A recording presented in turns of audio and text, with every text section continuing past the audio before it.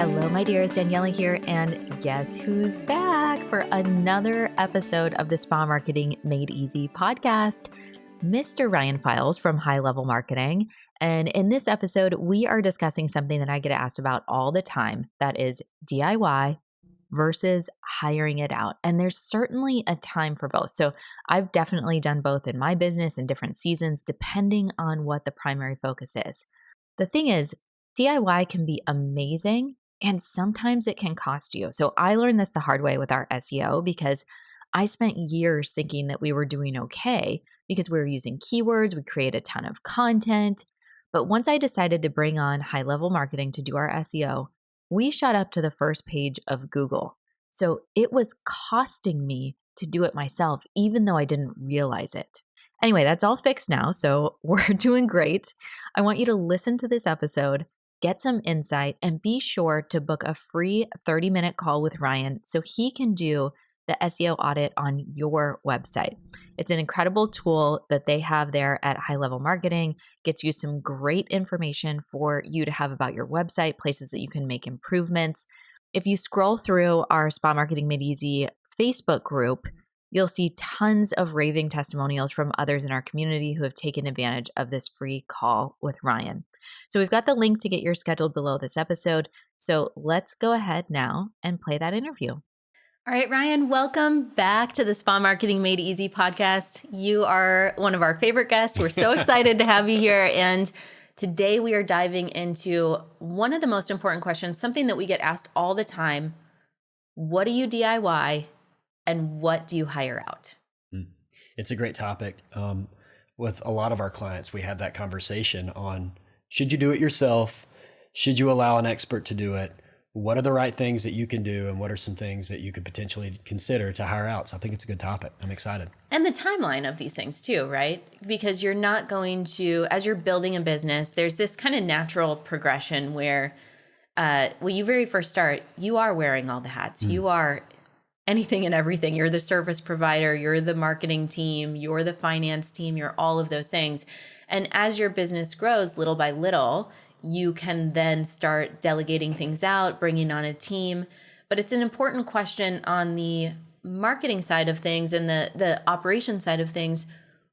What is worth hiring out versus doing yourself? So let's get in. What do you suggest? Yeah. So there are several different aspects to marketing. Obviously, there's a lot of different channels out there.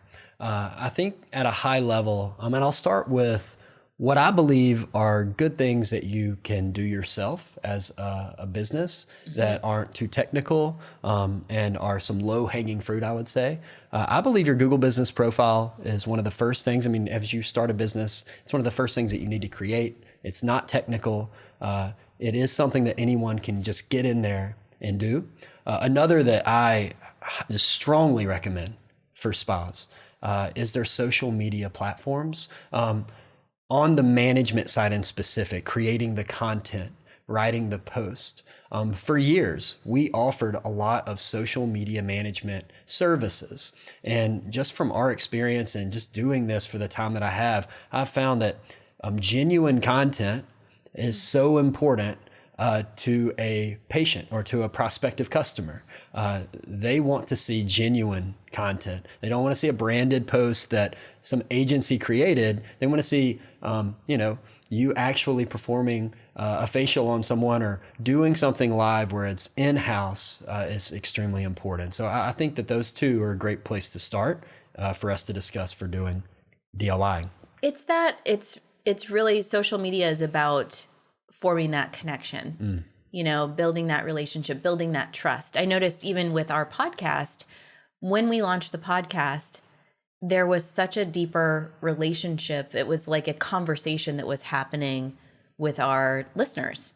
And, we have the Facebook group that we can get in there and extend the conversations. But doing that and really forming that connection was so, so important for us. And it doesn't mean that you can't get support little by little in helping with, maybe having a VA upload something but the real strategy and messaging, I think, is extremely important in social media. Yeah, exactly. I think it's another one of those organic services. Like when people think of marketing, a lot of the times they think about paid media or paid ads. I need to do paid ads. We hear that all the time when someone reaches out to us. They're solely thinking about paid, but social is a great example of creating that relationship organically that can create a momentum of lead flow that can even surpass what a paid campaign can do. So it's a great example of a service that you should roll up your sleeves and just focus on and work building relationships with your audience, because it will produce long-term for you in helping you grow your practice. We have tremendously grown our business through engaging with our clients in the DMs in our social media. That has been a strategy that for us for the past, 6-8 months, we've been doing very focused on it. And it's just been incredible to see the conversations that we're having. And it's all about, providing value. We're not in there trying to sell everything under the sun. We have tons of free resources. We have tons of, podcast episodes, even if they're sharing what they're struggling with and we share them a podcast episode. And naturally, that does translate into sales for certain clients that are ready and wanting to move forward. But if you're just putting something out there and then not looking at the comments or not engaging in the DMs, it's a one-way conversation. And we learn so much about the needs of our listeners and the needs of our clients through being dedicated to, we have someone full-time in the DMs just for that purpose. I believe it. Some of the best customers that I have in the spa space that we work with, when I met with them, they had already created relationships and built their social media up to a point where it had really been the foundation of growing their practice. And they had gotten to a certain level doing that, and they were trying to expedite success. So then that's where they started to consider other services outside of what they were doing. But if you aren't taking the time, the energy, and the effort to work on your social platform and build those relationships and your following, and it's not just follower based, I think you could attest to this. It's not just how many followers you have, it's how engaged are the followers that you do have. Quality over quantity. And that's, a lot of times in our society, we get very focused on vanity numbers. How many followers do I have? All of that kind of stuff. For me, it's how much money's in your bank account. I mean, to get right to it, right? I would way rather... Straight to the point. Yes, I am straight to the point. But that's the more important thing. If you're looking at, and there's so many different accounts of this where someone can have, 100,000 followers, but zero money in their bank account. Or you can have 10,000 followers or 1,000 followers and really be maximizing those relationships and connecting with them. So it is not like your follower count does not matter. It's the quality of the relationships and conversations that you have with those individuals. Yeah, I think we could probably do an entire podcast just on this topic, because I see it all the time. It doesn't matter if I have practices where I meet with them, and when I first start doing my due diligence, I see they have several thousand followers. And then when I dig in and have the discovery conversation where I'm learning about the business, I see that it isn't a big part of the success that they have. And then I also have other practices that have smaller followings, but it's a huge part of the success for their practice. So quality over quantity, absolutely. It's important that you engage, and I believe it's all around authenticity when you're communicating through. I think the DMs is great, like a great example where you have someone that's focused on that and you're trying to provide value. You're not just trying to sell something or get someone into the store. You're trying to create value for that person on the other end and build trust with that individual. And that is going to be how you can create true momentum through social. Yeah, it is. I mean, for us, if you look at our company, the amount of followers that we have in comparison to our email list or the revenue that we generate, you would never look at us and be like, oh my God, like we have a very small amount of followers compared to those other things. And I think that is because early on, I always said, I'm not worried about followers. I'm worried about my bank account. I'm running a business. I'm worried about the connection with these individuals. And it has served me incredibly well, focusing on that. Yep. So absolutely. So social for sure. I'm a big believer in doing yourself. And then Google Business Profile is a great place to start because it's geared toward local rankings. The only time that you're going to show up in the maps is when someone is near you. So if you're showing up to them, because distance is a key component to it, that means they're close to you and they're looking for your service. And so that's a really important element that you can work on. It's not technical at all. I know we've talked about it already, but you can work on it. And those two elements are great places to start with DIY. So what do you recommend hiring out right from the beginning? Yeah, this is a conversation. So even before this podcast, I had like a roundtable discussion with a few people at our organization, trying to think through this and try to be authentic with the answer, because obviously we are an agency. So I know it can look self-serving to say, hey, you need to hire an agency for this. So I wanted it to be authentic and real and not be self-serving. So I do believe first your branding should be something that you heavily consider hiring out or having an expert, whether it's a company or if it's an individual, but a professional, because it is the, before someone comes into your brick and mortar, they're going to engage with your brand. And they're also going to engage with 2 or 3 or 4 other brands. And it's in competitive environment. They're going to choose. And in the cosmetic industry, cosmetics is so important. Like the look of your website or the look of your logo and the feel, like people make decisions off of like the cosmetic nature of the brand. And the colors and the textures and the that you're using in the imagery, the fonts, all of that evokes a certain type of emotion. Is this brand approachable? Are they, what do they believe in? What are they aligned with? That so much can be conveyed through imagery. And I'm actually remembering back, we did a podcast episode with a guy named Brendan Kane, who has done social media for Taylor Swift. He's worked with Rihanna. He was one of the very first influencers in this space. He's a very big guy in social media. And something that he was talking about was that social media is one-to-one. And so when someone's consuming the content, they're scrolling through and you may have Kim Kardashian and then PDO Aesthetics, right? So it's not like you're competing with the other spas around you. It's like you're competing with everyone's content that's on social media. And so if you want to be really standing out, that's an important piece of, you want to look professional, you want to be engaging, you want to have what Brendan calls your hook point right in the very beginning. So it's so important to have that professional branding that's aligned with who you are as a company. Yeah, absolutely. Especially in this industry. Like we work in other industries and we see that in some industries, it's not quite as important, but in this one in particular, it stands out. And so we all as a group feel that that's one that you should heavily consider hiring out. Another is your website. And I think when I say website, I think you need to think bigger than just the website itself. It's also the content that's on the website. Anyone can write copy on a site, but to write purposeful copy that helps you then rank and show up more frequently and grow the amount of people that are seeing your website, that's a different animal. And that's something that when we first started the organization or at High Level Marketing, we honestly didn't write all of the copy on all of our websites. We would take existing copy and use. But we found through our experience when we started writing copy and thinking about SEO and optimizing it, we saw a massive change in the outcomes that our clients were seeing.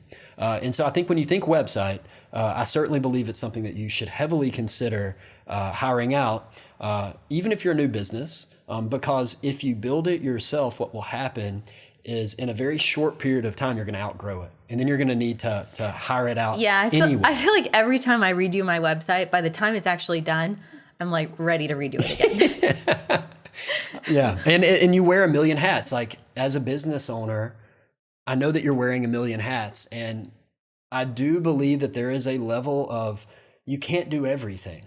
And it's an extremely important component because it's one of the first things that people see, your brand and then your website, and then your content helps you get found more often.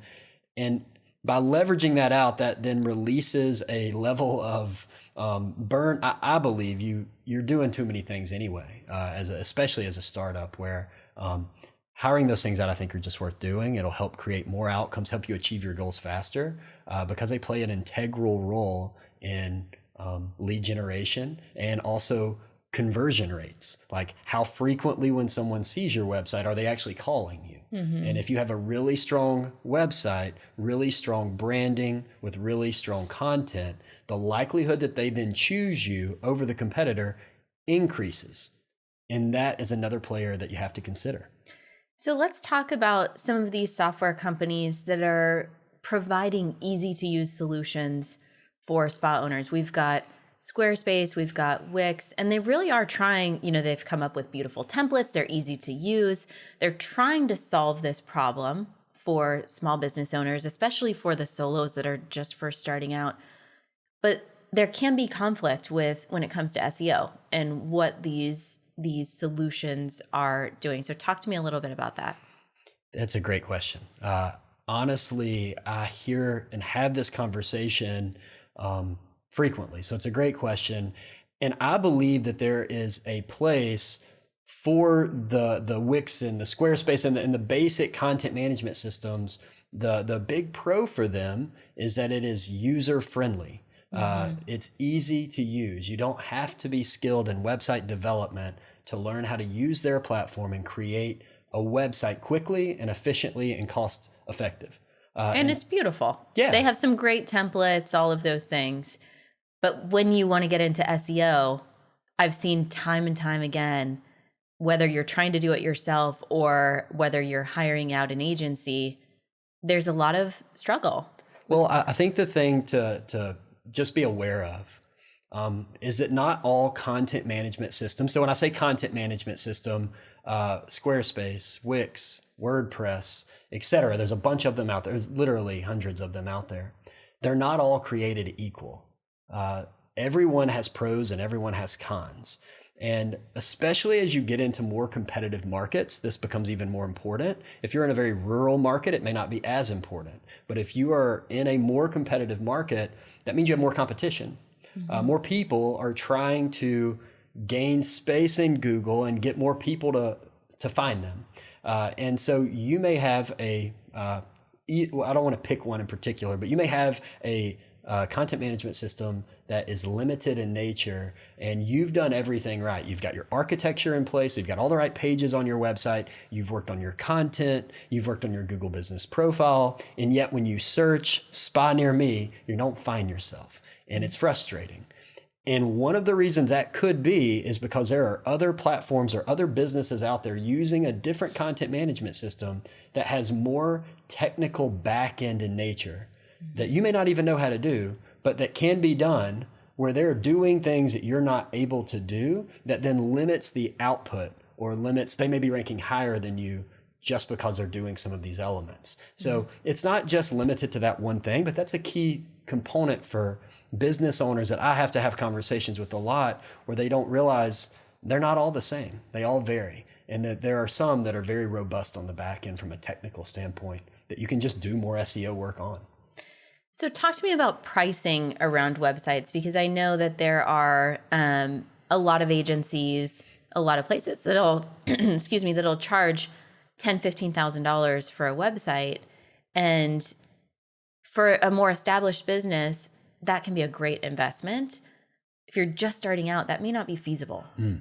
So how are we looking at like budgeting for this, or what we can expect for pricing on a website? Just a range. I know it's like there's so many variables that go into it. There is a big range. And I think it may even be worth, like, when you're making a website determination, obviously price is a big component to it. I would say it's not uncommon in this space to see a $10,000 website, from an agency to build, that may not even include the content creation. So if you also then include that, it can easily get up to the $15,000 to the $20,000 range.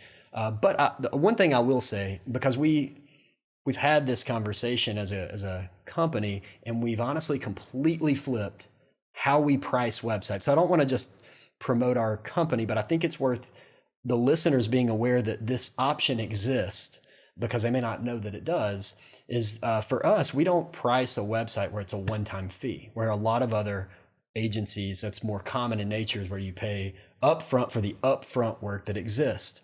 What we decided to do was then take that and create a website as a service where it's more of a monthly ongoing cost. So instead of just charging upfront for it, we spread it out over time. And what that allows you to do as a startup business, and why we even created this deliverable, is to make it more accessible to anyone, where they're not having to pay that big upfront cost. We do the front-loaded work.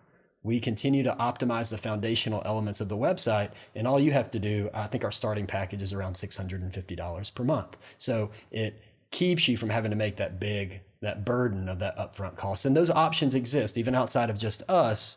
I think it's important to note, just when you're deciding on cost, there's more than just having to pay for it all up front. That's great. That's good to know.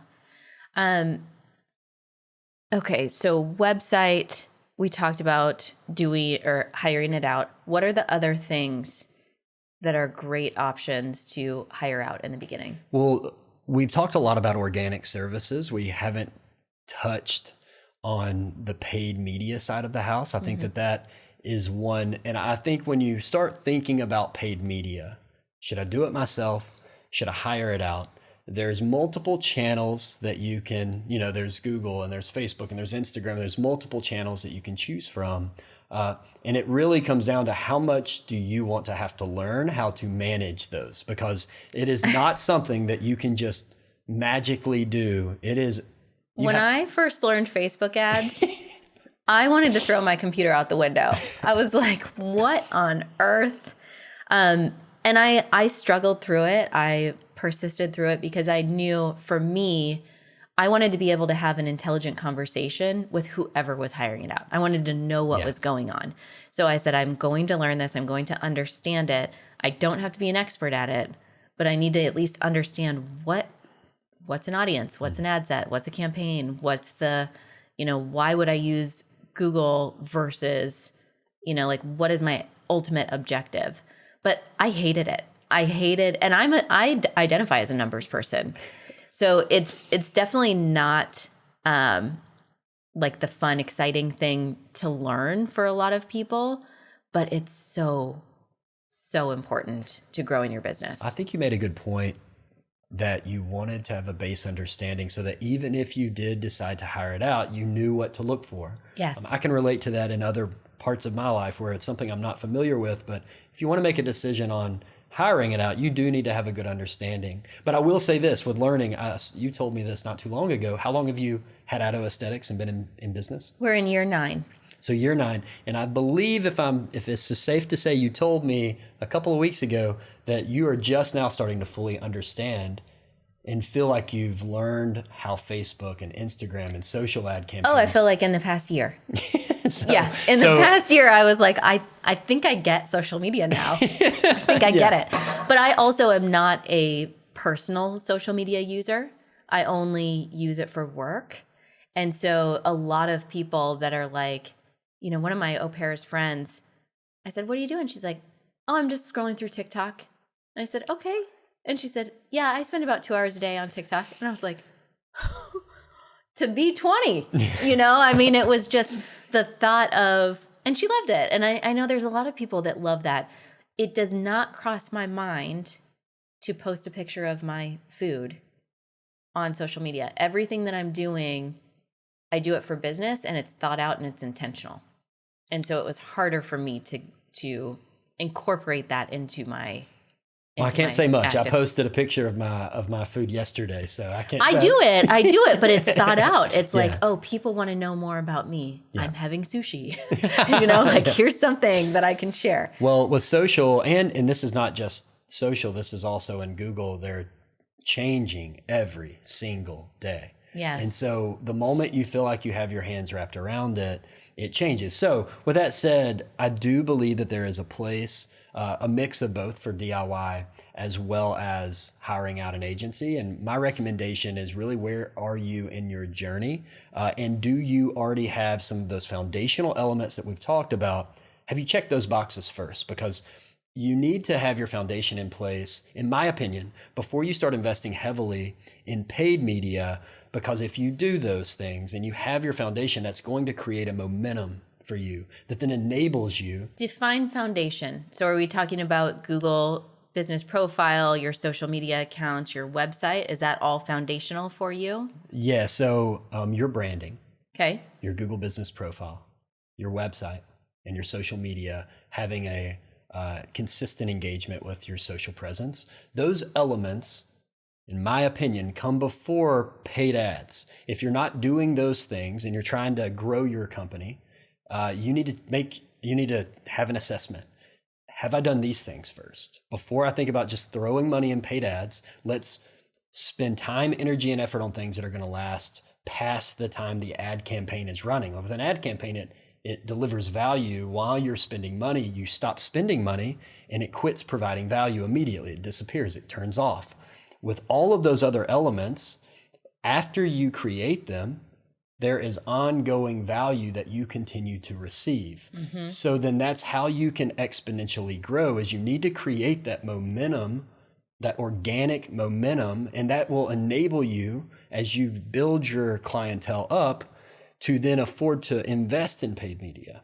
So however, that's important, in my opinion, to focus on first as your foundation. And then once you get into paid, it's how many services do you have? How many are you wanting, like which ones are you wanting to market in paid? Mm-hmm. And I would say the more services that you offer and the more that you're wanting to market, you really get to a point where you have to start A/B testing, like which ad campaigns are working better with which services. And it starts to, the data collection and analyzing that data, it really starts, as you invest more, it can start to make sense to hire out a professional that can help you analyze that data, again, because you're wearing multiple hats.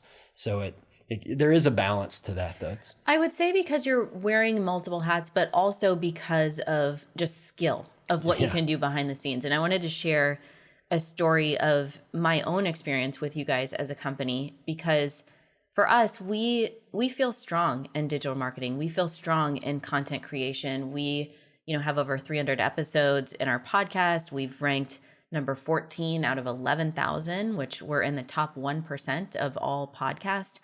We have created content weekly for years and years and years. And so I feel like we're established. We're good at what we do. We're a 7-figure company. Like we're doing things right. You absolutely are. But we did not come up on Google.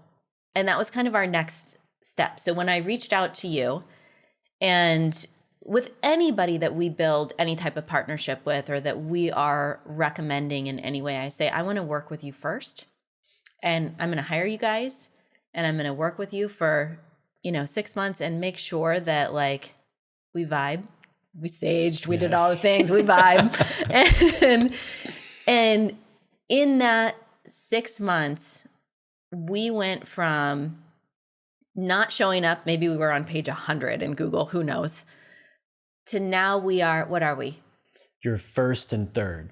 We're first and third nationwide. Nationwide.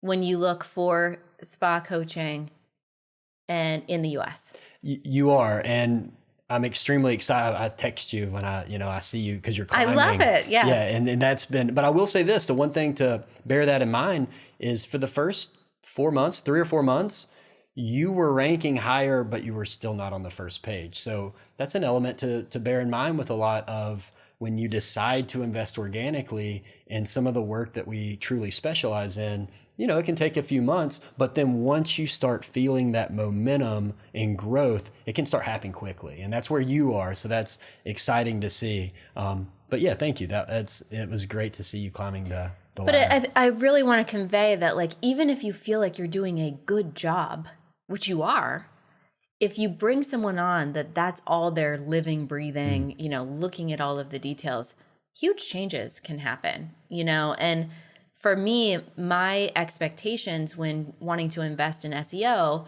was like, okay, maybe a year, maybe 18 months. I know these things can take time. There's a lot of moving pieces that I don't necessarily understand that go on, behind the scenes. So I had mentally like prepared myself. Don't expect anything for at least a year. And went into it, and it was really like we were having these quarterly meetings. It's like, now you're here. Now you're here. And then every week I'm getting a text from you like, now you're here. And it was so cool to see how fast that happened. So I think when you are, especially when you're already established and have a ton of content out there, I think you can move faster. Yeah, absolutely. And this is outside of just SEO, although I do appreciate, I am excited about the outcomes for you guys. But when you hire a specialist, so when you're thinking through, should I DIY it or should I, hire it out? When you hire that specialist, now you have to have a base understanding, like you mentioned, to ask good questions and find the right fit for your business. But when you find that partner, they can really help you reach new heights that you may not have even considered possible. Mm-hmm. And so that's the real value. And then we're looking at, well, what does that mean to rank nationally? What does that mean to come up on the first page of Google or whatever your ultimate goal is? Well, there's so many doors that are opened. There's so many opportunities that happen. There's strategic partnerships that can be formed, because the more established, the more credible you are as a business, not only does that play a role in your clients choosing to be clients of yours, but also in finding other partnerships in your community, other businesses that you can work with, other just so many other opportunities that can elevate your business, extend your reach so much more. Absolutely. Okay, what else? What else am I not asking about DIY? So I think one that we haven't talked about, and we don't have to spend a lot of time, but I do want to mention, I think it's important for a DIY and for someone to have an active, because I think it's something commonly missed, is your email newsletters. Oh my gosh, yes. It's one that we haven't discussed, but it goes along with your social media, in my opinion. It's engagement. It's engaging with your patients, your customers, who you work with, driving that lifetime value up more, getting them to come back more frequently. So here's what Spa has this thing of like sending an e-blast, which I hate that term. It's like I'm blasting you with this. And it was like once a month, the beginning of the month, we're going to send out all of our promotions and then we're never going to talk to you again. And for me, my belief is email should be 80% value, 20% promotion. So 80% educating, inspiring, entertaining, whatever your kind of vibe as a company is. And then 20% is, hey, here's our promos or whatever. You're going to get people more engaged. Think about like a friend coming and knocking at your door. And if they just come over every month and are like, hey, do you want to buy this thing? Versus like, value. Do you want to have coffee? Let me hear about your day. Let me, like whatever, the building the relationship. It's just so much more. I completely agree. It goes in line, and it's what we do a lot of, is writing blog posts, writing article development on websites and blogging. And the mindset is very similar on our side. When you're writing a blog, which is just content, they're both just pieces of content, you want to drive value first. So like you mentioned, 80% value, and then promotion second. You have to deliver value, educate. I think a great, how we leverage with blogs is the services that you offer. What are the questions people ask? Like, there are questions that every listener today that's listening to this, there's questions you get every day that you just know how to answer because you've answered it a million times. That's the type of content that you want to put in your email newsletters, on your blog post. You want to answer valuable questions so that you ultimately become a thought leader in your local market for the topics or the services that you offer, to build trust so that they ultimately choose you when they think about the next time they need to come in for whatever services that you focus on. Yeah, that's so, so important. So you're suggesting that the spa owners write their own content? Yes, I believe that for blogging in particular, because I do think what we see happen a lot is with blogging, you don't want to just write this blog to put on your website. You're trying to have it rank. So there's a level of optimization that needs to happen where you want it to rank well in Google, but you also want it to have a good user experience and read friendly. So what we do a lot of the times is help brainstorm ideas and topics and write consistent blog topics. And then our customers will then use those topics as great topics to then use in their newsletters frequently. So however, all that to say, yes, I think newsletters are fantastic to use, but if you have someone that you've hired out to help you write some of your blogs and rank well in Google, you can then leverage some of those blog posts as ideas and topics to use.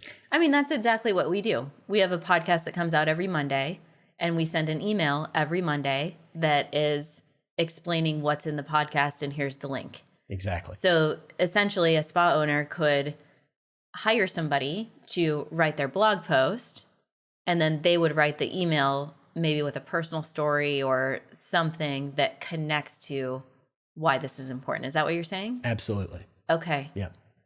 Yeah, that's cool. And that takes the heavy lifting. I know for me, I am not a writer. I'm very much speak to think. My poor team, the amount of looms they get, because it's just like... I've got a few looms. Yes, you've got a few looms. So much easier for me. And so writing, we did a blog for years before we did the podcast. And it was like pulling teeth. I hated it. But if you want to get me here talking, I can talk forever. You know, I mean, 300 and something episodes, and we're still like just getting started. So... Yeah, I do think the idea creation is the hard part. And so something that we employ that maybe even could be a good takeaway for the listeners is anytime we're going to consistently write content. So it kind of goes hand in hand with email, but we have ongoing what we call brainstorming sessions. We do it on a quarterly basis. So once a quarter, we sit down with our clients and we brainstorm ideas of topics that we can create. And so I think that's a takeaway or something that I would recommend for newsletters as well. Anytime you're coming up with ideas for content, is you need to have a moment with your team or with a set group of people that you can collaborate and brainstorm, like what are questions that our patients are asking us? What are our primary services that we want to focus on? Maybe when you come up with your specials, like it could be a good time to also then think about the content, like how can we educate our audience through our newsletters, but you need to sit down. It doesn't need to be a spur of the moment. I know everyone is probably, they're running around and they may not take the time, but just like you're doing here where you sit down and you're doing lots of content at once, you can sit down and brainstorm and come up with multiple topics at one time that you then can deploy over a period of time. And I would add to that aligning your blog post and topics with your specials is doubling it down if you have that calendar. Absolutely what you need to do. Yeah, absolutely. That's the promotion needs to pair with a lot of the content that you're producing. All right. Okay, so anything else that you need to add to make this episode complete? I think we've covered it. And where can people find you, follow you, get in touch with you? Yeah, so highlevelmarketing.com is our website. And also there will be a link attached to this podcast that you can click on. You can go to my calendar. It's open where we can sit down and we can dig into your online presence, do an audit that we've talked about in previous podcasts. I'm really looking forward to it. Wonderful. Thank you so much, Ryan. Thank you for listening, and we will catch you on the next episode.